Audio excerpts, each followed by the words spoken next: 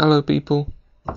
On my most recent video, a user called DrewDude compared God to the Tooth Fairy. I just want to start this one by addressing that analogy. We know there isn't a Tooth Fairy, and one could easily argue that whatever goes on outside the universe is not going to be something that we see in everyday life. So it could be this God. Or even if the beyond was something we could comprehend, the creator idea does kind of fit to what we can observe. I mean, scientists and game developers run simulations all the time. Who's to say we're not all just pieces of data in an enormous simulation? Granted, this doesn't go anywhere to explaining who the creator's creator would be. Christians seem to be content with the whole God always has been and always will be idea. But even if scientists could figure out exactly how the Big Bang went, there would still be unanswered questions about what happened before. So I say we should probably try not to worry about that too much, because we're never going to be happy with the answer we get. Watch teabowbraine's video. I'm going to try and post a link up there. I think it's going to be that side.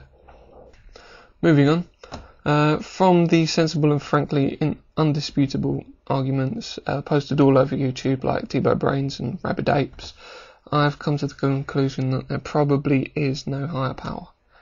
Especially when you look at all the failed religions in history and the fact that there is no questioning of what came before God in Christianity. The answer is simply God came before God. So yeah, I agree that as the human race we should not simply sit idly content with our answer being God did it. But I'm still not really happy about it. And there is something special about life. I find it difficult to accept that there isn't something magical about the universe we live in. I like to feel like my talents are gifts that shouldn't be wasted. I like to feel like my girlfriend and I were meant to be together. When you look at the laws of the universe and how well they fit together, sometimes it's hard to believe again that there wasn't a designer. It's funny, I never thought I had faith before, but I suppose I do a bit. Or maybe I'm just in denial. I mean, no kid wants to be told that there's no such thing as magic, right? Anyway, I think there will always be that chance, no matter how unreasonable, that the God that the Bible speaks of really does exist. I seriously think a lot of the stuff in the Bible is complete falsity, but there are words of wisdom in there, and if there's no God, then does it really matter if I choose to hold on to a bit of faith? I'll still be reasonable about other things we do find hard evidence for, and I'm not hurting anyone. And if this God is one that would send me to hell for simply wanting evidence for being the questioning person I am by nature, or for lack of worship, then I never wanted to have anything to do with him or her in the first place, to be honest. I was thinking about urging anyone who sees this to stop preaching of you. I mean, atheists don't want to hear the Christians preaching. They've made their choice. And Christians are obviously happy leading good, moral lives, so don't need to be told that their God doesn't exist and have their belief system stripped away from them. But then, if people don't want their kids to be taught what they think is wrong, then they have a right to try and do something about it. I personally think that education should be unbiased, basically teaching evolution, but stating where the holes in the theory are, and that a lot of people think that God was a hand that directed things to the way they are now. If you want your kid to learn the creationist belief instead of what the evidence tells us, then take them to Sunday school or teach them yourselves. Just don't insist that others should agree with you. I don't think morals and happiness really have to have that much to do with religion. Look at the world around you and you can see what would make it a better place to live in. If there's one thing that should be preached, it's that everyone has the power to help make that change. I want to finish this vid with a couple of scary thoughts I've had recently. If Satan really could walk the earth and influence it as much as some people believe he does, Venom Fang X, what would he do?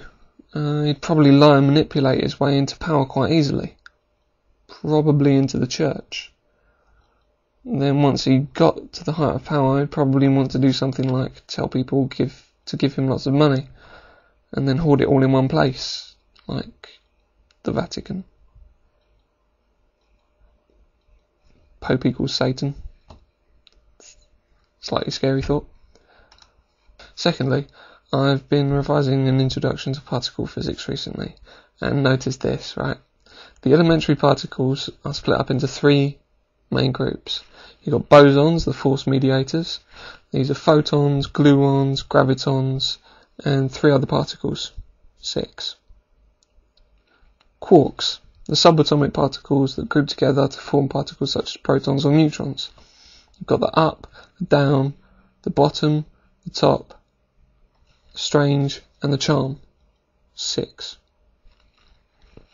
Leptons, the heavier of the elementary particles, and they just zip about, affected by weak interactions and electromagnetic forces.